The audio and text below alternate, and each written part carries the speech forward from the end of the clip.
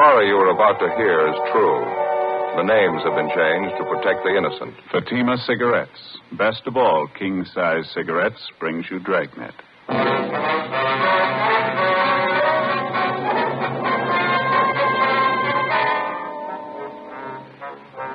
You're a detective sergeant.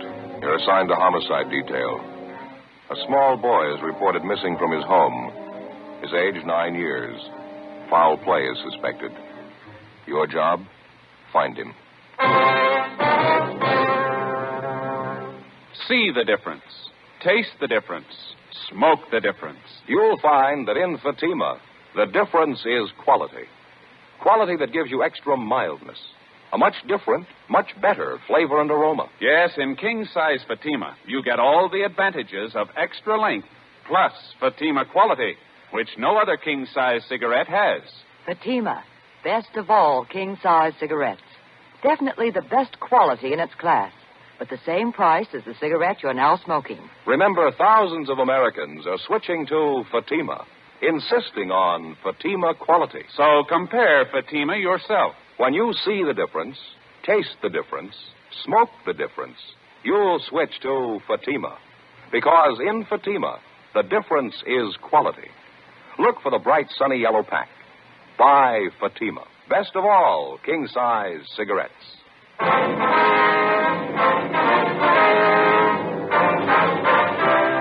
Dragnet, the documented drama of an actual crime. For the next 30 minutes, in cooperation with the Los Angeles Police Department, you will travel step by step on the side of the law through an actual case transcribed from official police files. From beginning to end, from crime to punishment, Dragnet is the story of your police force in action. It was Thursday, December 22nd. It was cold in Los Angeles. We were working the night watch out of homicide. My partner's Ben Romero. The boss is Thad Brown, chief of detectives. My name's Friday. I was on the way into work, and it was 3:55 p.m. when I got to room 42. Homicide. Hi, Joe. Ben? Well, here's the file on the Webster case. And all the follow-ups been made? Yeah. I get it. Homicide, Friday. This Levinson, Unit 113J. Got something for you. Yeah, Harry, what's doing? Doherty and I are out here on Collis Avenue, 4656, trying to track down a 9-year-old boy. Yeah, what's the story? The kid's missing, suspicion of foul play. Well, how long's he been gone? About 2 hours. Looks like a job for homicide. Well, how'd he figure? The kid was last seen playing in the backyard of his home. Yeah? We checked over the yard. Did you find anything? Bloodstains, lots of them. They look new.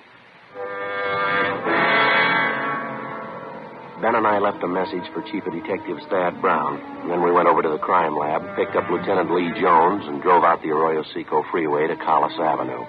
It was an average neighborhood. Number 4656 was a one-story green stucco residence situated on the corner of Collis Avenue and Harrison Drive. Beyond the backyard was a tract of undeveloped land covered with scrub oak.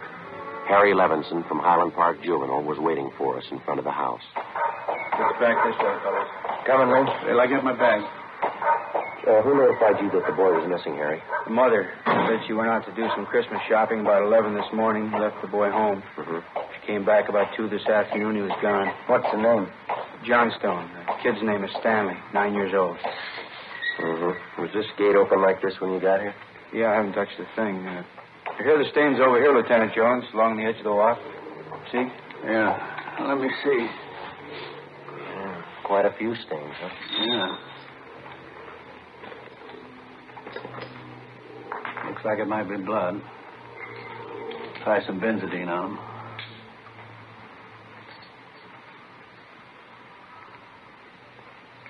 There we are. See what happened. Where's the kid's mother now, Harry? Yeah, in the house. Doherty's talking to her. Did you talk to any of the neighbors? People next door, the ones on this side. They couldn't tell us anything. There it is, fellas. Yeah, Lee. These spots I covered with benzodine, they're turning blue. Bloodstains, all right. You can't say definitely whether it's human or animal blood. Mm-hmm. Do you have to go back to the lab to run it through? Yeah, biological precipitant test. Hand me one of those glass files for my bag, will you? Yeah, sure. Okay, here you go. Thanks. Scrape some flakes off for a test. There we are.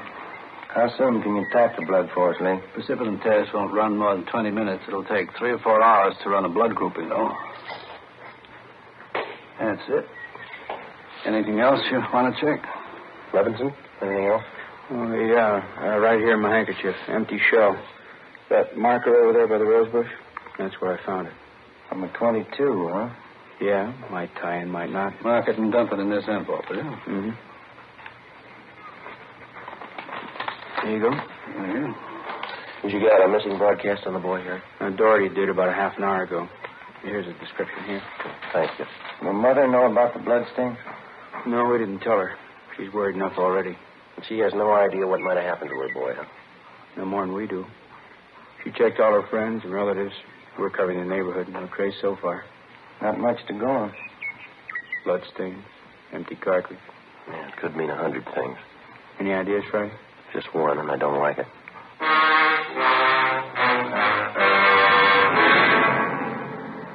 4:30 p.m., Thursday, December 22nd. The neighborhood search for 9-year-old Stanley Johnstone continued. Lee Jones went back to the crime lab to start the precipitant test and the blood grouping. Levinson and his partner, Doherty, from Highland Juvenile, stood by. We called Chief of Detectives Thad Brown, and he ordered up a special detail to aid in the search for the missing boy. Ben and I questioned the boy's mother, Mrs. Ruth Johnstone, a woman in her early 40s.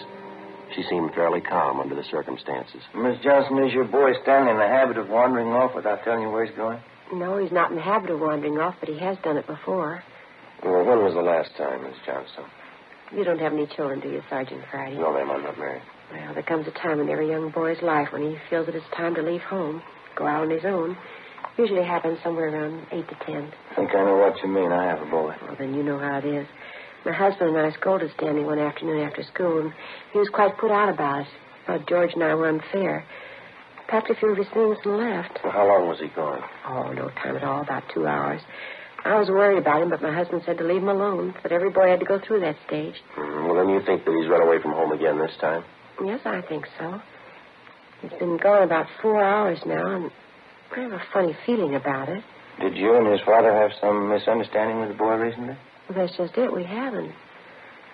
I don't mind telling you now that we're talking about it. I am getting worried. Was there any place around that he might like to visit, a hobby shop, playground, someplace he might be? Yes, there's Jensen's model shop, Little Shannon Burroughs, but I've already called there, and he hasn't been seen all day. I've called all his friends, and they have no idea where he is either. Well, we'd like a list of all of his friends and the places that he was known to frequent. Yes, all right, I'll give them to you. Where do you suppose he is? Where's your husband now, Miss Johnson? At work. George works for the city. He's a fireman. What house is he stationed at? Engine Company 12. He's working the A platoon. He'll be home tomorrow morning.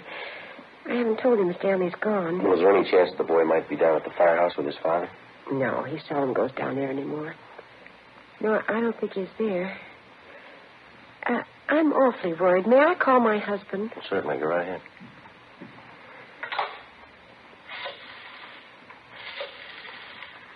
I know George will be worried. Engine Company 12, please. Stanley's been gone too long. Hello? May I please speak with George Johnstone? This is Mrs. Johnstone. Thank you. Oh, I hate to call George at his work. Yes, ma'am. Does your husband own a gun? Yes, he does. What caliber, do you know? It's a .45 automatic. He got enough. George, this is Ruth. George, is Stanley down there with you by any chance? Oh. No, I can't find him anywhere. He wasn't here when I came home from doing my shopping. There are 2 policemen here. No, I said there are 2 policemen here. No, dear, I'll call you if we don't find him soon. All right, dear. Yes, you too. Goodbye. I didn't think he'd be with George. That .45, is that the only gun in the household? Yes. Why are you asking about guns? Has anything happened that you're not telling me about? No, ma'am, just routine checking. We'll have to take a look at that .45 if you don't mind. Maybe I should tell you we do have another gun in the house, but it's all wrapped up. George bought it for Stanley's Christmas present. What if we could see it, please? Yes, well, will you have to unwrap it? Yes, ma'am, I'm afraid so. It's in the closet. Here's the thing. We had to hide it. Let me see. Look, here's the paper it was wrapped in. Stanley must have found it. It's gone. You see, here's the gift card and the box the gun came in, the rifle. I wonder if I could look at that box, man. Thanks. How about it, Joe? 22 caliber. Thursday, December 22nd, 5:15 p.m. It was getting dark. The search for the missing boy continued. We checked the list of Stanley Johnstone's friends. None of them or their parents had any idea of his whereabouts. We talked with Levinson again. He'd been in touch with the detail combing the neighborhood. They'd found nothing. We went down to Collis Avenue and 10th Street, the service station on the corner. One nickel, you? Oh, I got one. Will you watch for Thad? Yeah.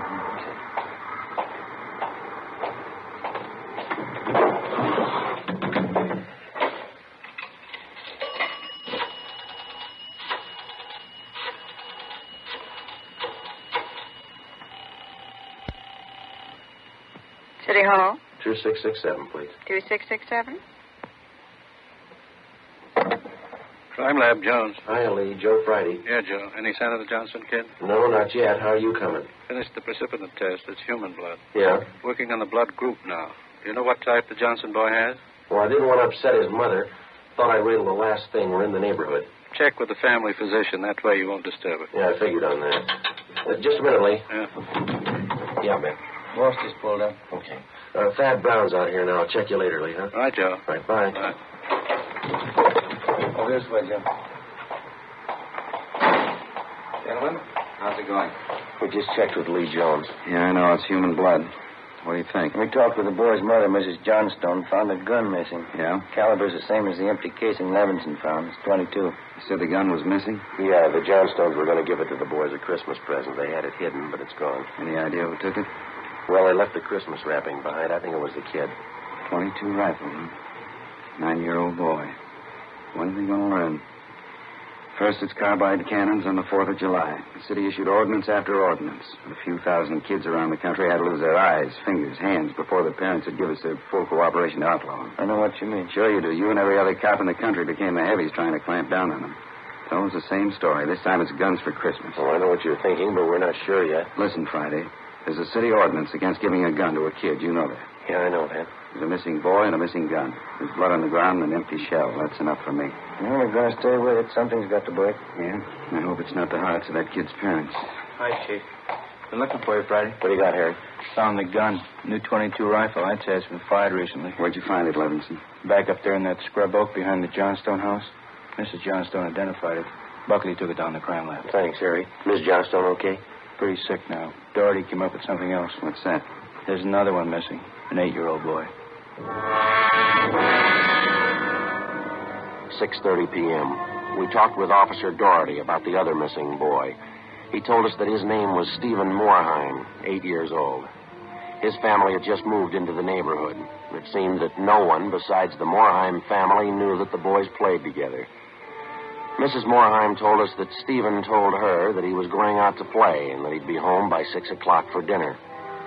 She told us that he was an unusually prompt boy and almost never overstayed his playtime. We got a description of the Moorheim boy and put out a missing broadcast. We called the Johnstone's family doctor. He told us that Stanley's blood was type O. At 7 p.m., we talked again with Mrs. John Moorheim. Are you sure Mrs. Johnstone doesn't know where the boys are? She has no idea, Mrs. Moorheim. Oh, this is terrible. Just awful. I feel there's more to this thing, something you're not telling me. Well, there's no use to upset you until we know a few things for sure. And you're holding back something. Oh, no, please try not to worry, Miss Moorheim. There are certain things that we're going to have to ask you, routine questions in any kind of investigation. Is there anything else you want to know? Yes, ma'am. What is your boy's blood type? It's a funny question. Do you think anything's happened to him? Have you found him and you're not telling me? No, ma'am, we haven't found him, and we don't think anything's happened to him. His blood type. Yes, ma'am. Well, I think I have it written down in Stevie's baby book. Yes, here it is. It's type O. Thank you. I wonder if I might use your phone? Yes, of course, it's in the hall. I'll be right back then. Okay.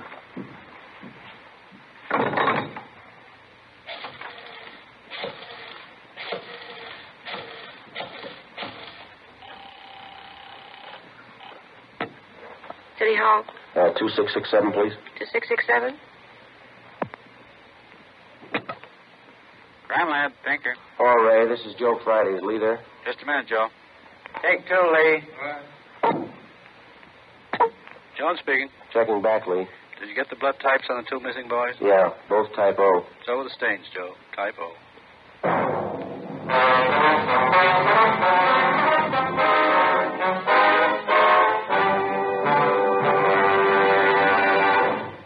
You are listening to Dragnet, authentic stories of your police force in action. Millions heard it, yet only 55 have written. Starting on Dragnet 3 months ago, on September 20th to be exact, Fatima made a special money-back offer to more than 10 million listeners. The results?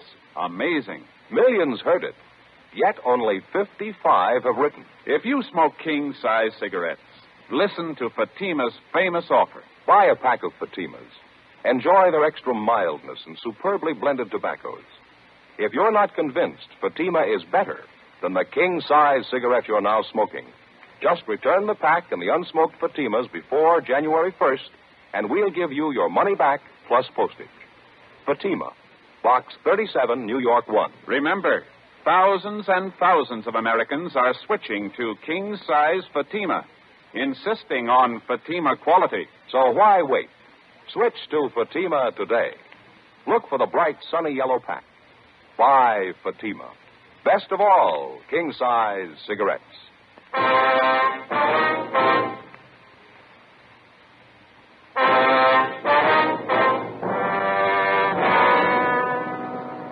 8 p.m., Thursday, December 22nd. Still no sign of either of the missing boys. Chief of Detectives Thad Brown went back to headquarters to direct the search from there. He dispatched another detail of 50 men to aid in the hunt for the missing youngsters. 8:30 p.m. It was getting a little colder. The citrus growers were warned to expect a freeze. We went up the block to see Mrs. Johnstone. Her husband had quit work early and returned home. We talked with him for a while. He could tell us nothing more than we already knew. We still had not informed either of the families about the bloodstains and the empty cartridge casing which had been discovered in the backyard of the Johnstone home. It was more than possible that they had a right to know about our findings, but Ben and I felt that there was no cause to add to the distress of the two families at this time. If the two missing boys were found alive and well, then the bloodstains and the cartridge would be of no concern to the relieved parents. At 8:40 p.m., Ben and I left the Johnstone house and went to the home of Mr. and Mrs. John Moorheim. Miss Moorheim, you said your husband worked at a market? Yes, he telephoned about 15 minutes ago. Said he was closing up right away. He'll be here any minute. I wish Stevie would call, come home. It's so cold out tonight. All he had on was a thin cotton jacket. We'll try not to worry. We're doing everything we can. He'll be all right. Stevie's father's such a sensitive man. He and the boy are so close. I know he's terribly upset. Now, you're sure there's no place that you might have forgotten, someplace where the boy might be? No place. No. If anything's happened to the boy, it'll just kill John. No. You sit still. I'll get it, Miss Moorheim. Joe? Yeah, Harry. The Johnstone kid, he's been found.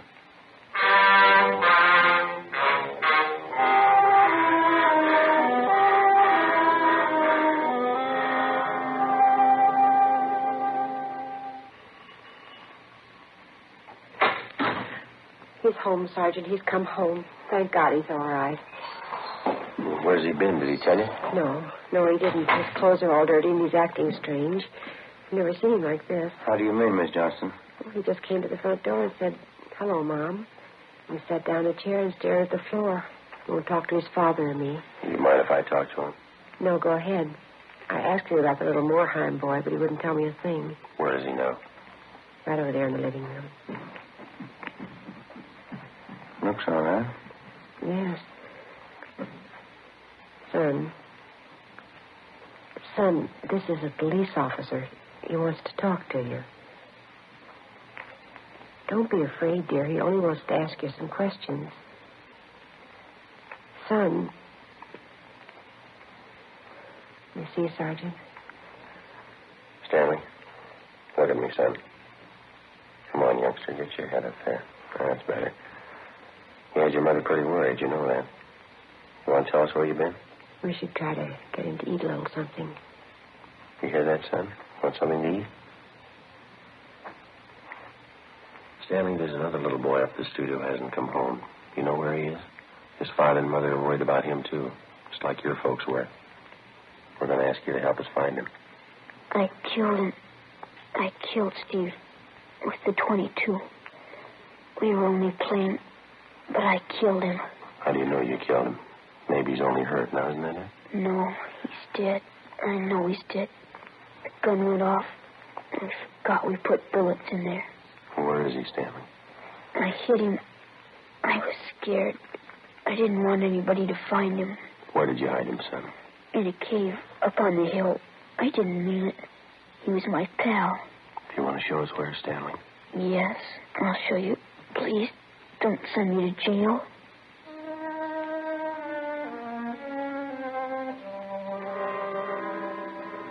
"9:15 p.m., Thursday, December 22nd. 9-year-old Stanley Johnstone led the way up the hill behind the backyard of his home. He showed us the wagon that he moved the body in. His father came along with us. About 50 feet from the crest of the hill, the boy pointed to a thicket of scrub oak. There we found a small cave holding the body of Stephen Morheim. There was a single bullet wound in his chest just below his heart. He was dead. We covered the body. Stanley, how did it happen? I knew my folks were going to give me the gun for Christmas. I knew where it was, and I got it. There was a box of bullets with it. Were you pointing the gun at Stevenson? No, sir. No, sir, I wasn't. It was Steve's turn to play with it. I was chasing him. He tripped over that stump there, and he fell. The gun hit him in the stomach, and it went off. Well, why do you think you killed him if you're telling us the truth? I'm telling the truth. Honest, that's the truth. Well, I believe you, son, but why do you think you killed him? It was my gun. Stevie'd still be alive if I didn't go and get it. He should have waited till Christmas. It's all my fault. Well, where have you been all this time? In the cave with Steve. Well, what were you doing in there, son? I was praying. I was praying for God to make him alive again.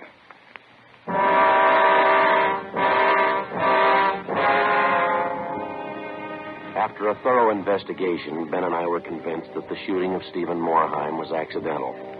Lieutenant Lee Jones' findings substantiated the Johnstone boy's story even to the smallest detail. We put in a call to the coroner's office, and we acquainted him with the facts. He designated a local mortuary to handle the body, pending autopsy, and granted us permission to remove the body to the Morheim home. Mrs. Morheim collapsed. The family doctor was called. Ben and I sat in the living room to wait for John Morheim, the dead boy's father.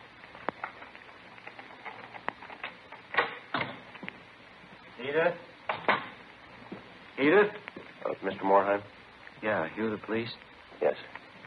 Well, where's Edith? Where's my wife? Has my boy come home?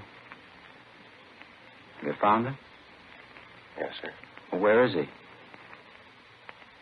Steve? Stevie? Where's Steve? He's hurt, isn't he? Yes, sir, yes. Well, where is he? I want to see him. He's hurt bad, Mr. Morheim. Where is he? I want to see him. How bad? Pretty bad. He's dead. All right, if I go in. Yes, sir, if you want. Will you go with me? Sure. Don't make it any harder on yourself, Mr. Morheim. I want to see my boy. Mr. Morheim.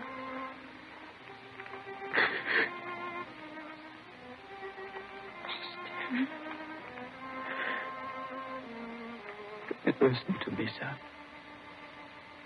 We got you a lot of nice things for Christmas. Everything you wanted. I got you the 3 new cars for the train. That one with a searchlight on it really works, son. I got you that new switch you wanted. A lot more drag. Oh, now you can have a big layout. You know that new baseball mitt we saw? I got it for you. The cowboy outfit you wanted. I got it. Mr. Morheim. Come on, you. What happened? It was an accident. He was playing with a Johnstone boy up the street. Playing with a gun. It went off. What was the other boy's name? Stanley Johnstone. It was an accident. Mr. Morheim, where are you going? I want to see that boy. We had no idea what the dead boy's father had in mind. We didn't feel that we should try to restrain him. Ben and I went along with him up the street to the Johnstone home.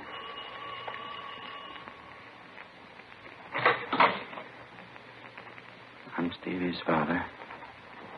Where's your boy? I'm sorry.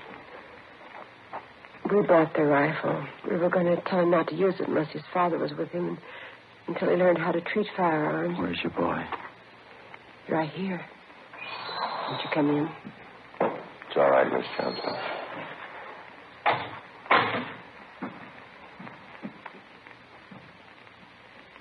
You the boy that was with Stevie? Yes, sir. What's your name? Stanley. I know it wasn't your fault, Stanley. Wonder if you'd do something for me. Yes, sir. I've got a lot of nice presents for Stevie.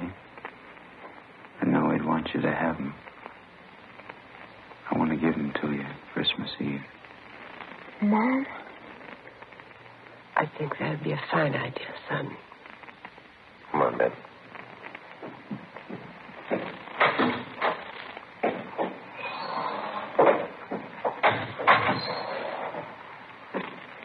Well, what's it all prove, Joe? You don't give a kid a gun for Christmas.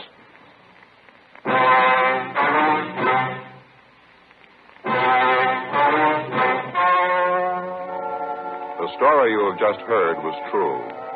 The names were changed to protect the innocent. On December 24th, 1948, a coroner's inquest was held in the county morgue, city and county of Los Angeles, state of California. In a moment, the results of that inquest. Now, here is our star, Jack Webb. Thank you, George Fenneman. Friends, with just a weekend to complete your Christmas shopping, it's good to remember that the man who sells you your Fatimas, your neighborhood dealer, is conveniently nearby. Drop in. Do what I'm going to do. Buy Fatima in its smart holiday carton for Christmas gifts. And for yourself, buy enough to last the long weekend. You'll be smoking and giving the best, because Fatima is the best of all king-size cigarettes. And now, to all our friends, the retail dealers and wholesale distributors who sell Fatimas, and of course to all of you, Merry Christmas from Fatima and all of us on Dragnet.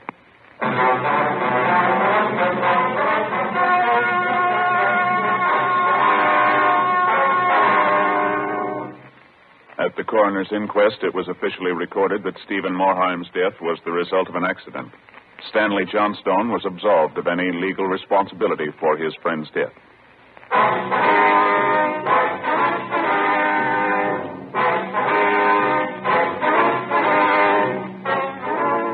You have just heard Dragnet, a series of authentic cases from official files.